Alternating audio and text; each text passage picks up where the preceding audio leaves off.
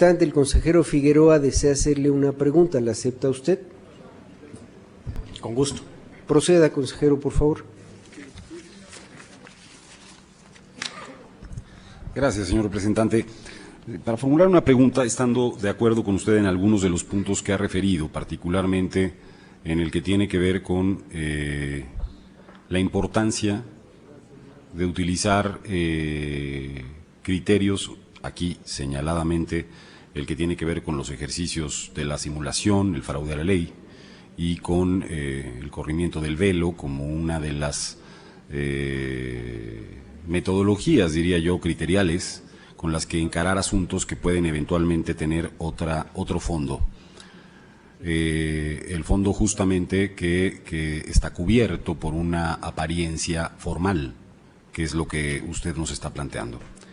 Quiero decir además que el tema de los actos anticipados de precampaña y campaña fueron en muchos casos vías jurídicas muy poco utilizadas por los partidos políticos cuando había lugar para ello y no se establecieron las denuncias correspondientes en muchos casos. No quiero decir que no hayan existido, pero fueron verdaderamente vías poco empleadas, que tendrían mucho que ver con lo que usted está planteando. Pero a diferencia del caso y el vínculo que usted plantea en de aquel otro estaba asociado esencialmente a la condición de candidatura. Entonces, y caso tiene una diferencia en esta parte, que es que en realidad la búsqueda inicia mucho antes de que el ciudadano Andrés Manuel López Obrador fuese candidato a un puesto de elección popular. ¿Esta diferencia no le hace a usted, no le parece significativa respecto de aquel otro? Por su respuesta, muchas gracias. Gracias, consejero. Para responder, el señor representante del Partido Acción Nacional. Gracias, consejero presidente. No, y le voy a explicar por qué, señor consejero. Cuando nosotros conocemos, cuando ustedes conocieron que el 17 de diciembre comenzaban las precampañas de todos los partidos y tuvimos conocimiento que había un precandidato único que se llamaba Andrés Manuel López Obrador, pues la lógica nos lleva a concluir que era candidato o que iba a ser candidato, no tenía competencia interna. Esa es la simulación que no podemos permitir. Justamente esa es la simulación que no podemos permitir. Y que al amparo de una precandidatura única, y ese es el espacio temporal al que se refiere el consejero Córdoba y que creo que este instituto puede y debe señalar como frontera temporal revisable y atribuible como un gasto indebido, y que no se está haciendo, ese es el momento en el que me parece que estamos entrando a una cuestión que no es permisible en materia electoral. Por eso me separo de lo que usted ha afirmado. Y por eso creo que el Instituto Federal Electoral debe encontrar otros mecanismos para evitar cuestiones como esta en materia de competencia política. Gracias, señor representante. En primera ronda tiene el uso de la palabra el maestro camerino Eleazar Márquez Madrid, representante del Partido de la Revolución Democrática. Gracias, consejero presidente. De manera muy puntual y breve, trataré de decir que nosotros manifestamos coincidencia en el sentido del proyecto y solo destacar que lo que respecta a estas asociaciones civiles están en derecho absoluto de organizarse, asociarse, y la libertad de expresión debe ser tutelada por todas las instituciones del Estado mexicano.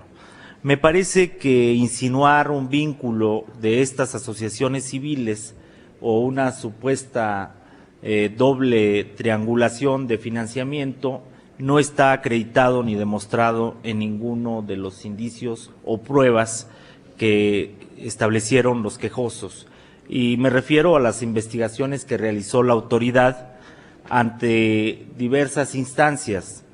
Hicieron solicitudes de información a la Comisión Nacional Bancaria y de Valores, le solicitaron al propio Andrés Manuel López Obrador diera información relacionada a su patrimonio, así como indagaron en cuentas de Scotiabank y otros bancos, solicitaron al SAT y a la propia Secretaría de Hacienda información relativa a estas asociaciones, se solicitó al registro público de la propiedad, también se indagó los supuestos movimientos de registro de Morena ante la propia Secretaría de Hacienda y Crédito Público. También se indagó y se exploró y se investigó todo lo relativo a la Asociación Honestidad Valiente, Autoridad Republicana, y también se requirió a la Secretaría de Finanzas del Gobierno del Distrito Federal. Por lo tanto, no podemos seguir alimentando la especulación dolosa o calumniosa de pretender vincular de un supuesto financiamiento que sí es muy claro. Los mexicanos en este país tenemos el derecho de asociarnos, de constituirnos en asociación civil si así lo decidimos libremente. Y así está acreditado de acuerdo a las actas constitutivas, y en estas se establecen cuál es el objeto social de estas asociaciones civiles. Por lo menos en lo que respecta a Honestidad Valiente como asociación civil, permítame informarles que están en proceso justamente de concluir su tarea como asociación civil, toda vez que su objeto social en mucho ha sido cumplido. Entre las tareas que tenían como objeto social era contribuir a la consolidación de la participación ciudadana, a la defensa de los derechos políticos y civiles de los ciudadanos, pero también en construir la participación democrática de los mexicanos. Esto está permitido por la Constitución y no contraviene ninguna normatividad electoral. Si los actos a los que se han referido los quejosos corresponden a actos no dentro del proceso de campaña, queda demostrado que no hay elementos para declarar fundado o fincarle alguna responsabilidad.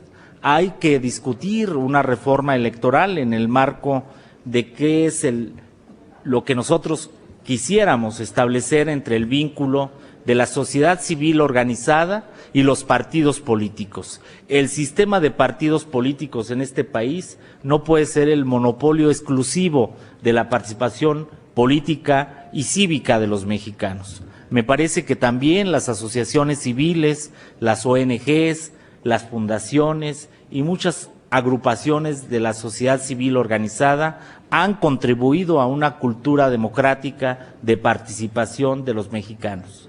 Debemos reconocerla, y muchas de ellas han sido defensoras de derechos humanos. Han sido incluso vanguardia en muchos temas, y me parece que debemos respetar el derecho legítimo que tienen a asociarse, a expresarse y a manifestarse, siempre y cuando se haga en el Estado de Derecho y en el marco del respeto a las normas electorales. Es cuanto, consejero presidente. Gracias, señor representante. En primera ronda tiene el uso de la palabra la consejera electoral María Marván Laborde. Muchas gracias. Quiero compartir la opinión de mis colegas consejeros que me han precedido en el uso de la palabra en las diferencias específicas que existen entre este caso y el de la semana pasada. Sin embargo, también coincido con algunas expresiones de la mesa que nos llevan a plantear el caso de la semana pasada y muchos otros que hemos visto a lo largo del año como casos de simulación.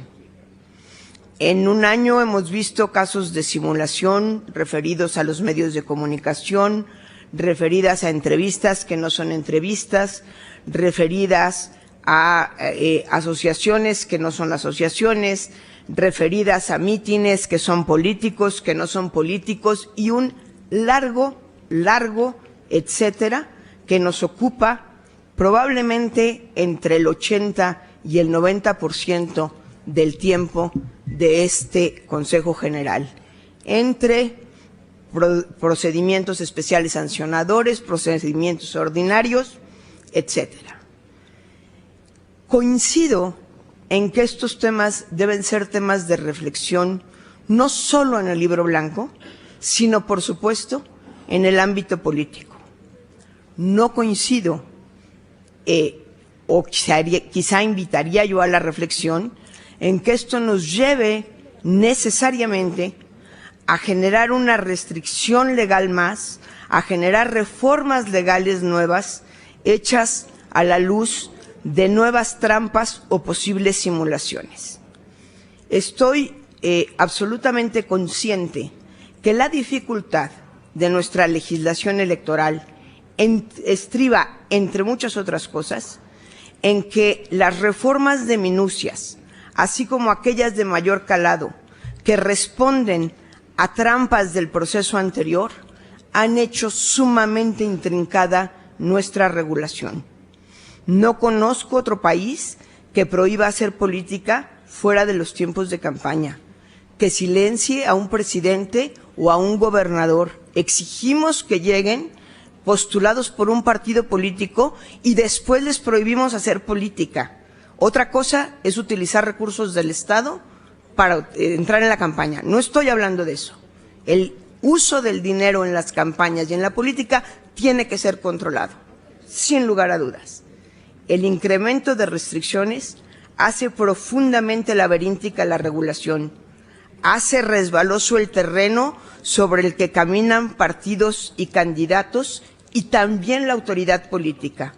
Llevan al equívoco, llevan a la trampa, llevan al fraude a la ley con la ley en la mano. Mientras más normas, más vamos a encontrar casos que hacen ruidos mediáticamente y que terminan en un desencanto precisamente por cuestiones formales. No es la primera vez, y lo he señalado en otra ocasión, en que estamos en una suerte de parodia del poema de Sor Juana Inés de la Cruz. Unos acusan a otros de exactamente lo mismo que se lamentan. Cuando el proyecto es infundado y son los acusados, por supuesto lo aplauden. Cuando el proyecto es fundado y son los acusadores, por supuesto lo aplauden. En los casos contrarios lo lamentan. Más que reformas legales, existe una urgente necesidad de un pacto y compromiso democrático de los partidos políticos, de los actores políticos y de lealtad al Estado de Derecho. Es cuanto, señor presidente. Gracias, consejera. Está abierta la primera ronda. En segunda ronda, el consejero electoral, todavía en primera ronda, tiene el uso de la palabra el diputado Ricardo Mejía Verdeja, consejero del Poder Legislativo. Gracias, presidente. Bueno, estamos viendo este proyecto de resolución desde que se dieron los debates con posterioridad a la elección y en el curso del proceso electoral. Nosotros señalamos que estas acusaciones, provenientes particularmente del PRI, entrañaban una suerte de querer emparejar el marcador, de querer decir que todos los políticos son iguales, que en todos casos hay irregularidades, tratando de empatar, insisto, con lo que para todos era evidente, el financiamiento ilícito, irregular, desmesurado de la campaña del candidato de la coalición Compromiso por México. Y en torno a ello, pues se resucitaron expedientes para tratar de enlodar al candidato de la coalición Movimiento Progresista y tender una cortina de humo frente a lo que para todos los mexicanos era evidente, el despilfarro, el derroche y todo ese espectáculo mediático que se generó en torno al candidato del PRI, del Partido Verde, de la coalición Compromiso por México. Nosotros por eso desde el primer momento señalamos que era atemporal y que evidentemente no había elementos, que se trataba básicamente de una equiparación simulada para tratar de desviar la atención de la opinión pública.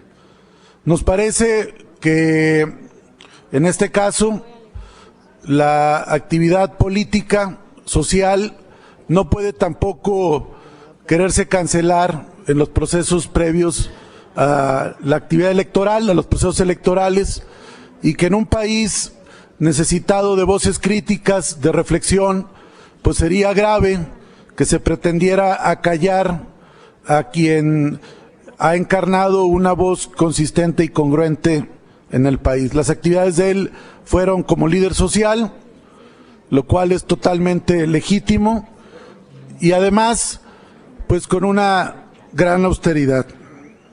En ese sentido, pues nos parece que así, aquí ya como están citando frases, como decía la consejera María Marván, pues aquí el León cree que todos son de su condición. Y definitivamente son dos casos muy distintos. Por eso vemos bien esta resolución, porque no había margen, así tenía que ser, porque son casos muy diferentes. La realidad finalmente acaba por señalarse, y nos parece además que es un caso muy distinto, amigos de Fox. Vicente Fox desde 1997 abiertamente, después de la elección federal intermedia, anunció su candidatura a la presidencia de la República, dispuso una estructura de promoción abierta, tuvo un responsable financiero, el tristemente célebre Lino Corrodi, se constituyó y en el propio nombre llevó una marca propagandística, como era el caso de amigos de Fox. Fue una organización a todas luces de propaganda abierta con un fin electoral. Evidentemente no había la regulación que hay ya en estos momentos, pero también se trató de un mecanismo de financiamiento ilegal que ya fue juzgado. Entonces nosotros por eso queremos marcar la clara diferenciación. Y bueno, pues ahorita el PAN puede señalar cosas de Vicente Fox porque es su ex correligionario, pero en ese tiempo evidentemente ellos estuvieron en contra de esta multa importante que constituye, junto con el famoso Pemex Gate, los dos precedentes más importantes.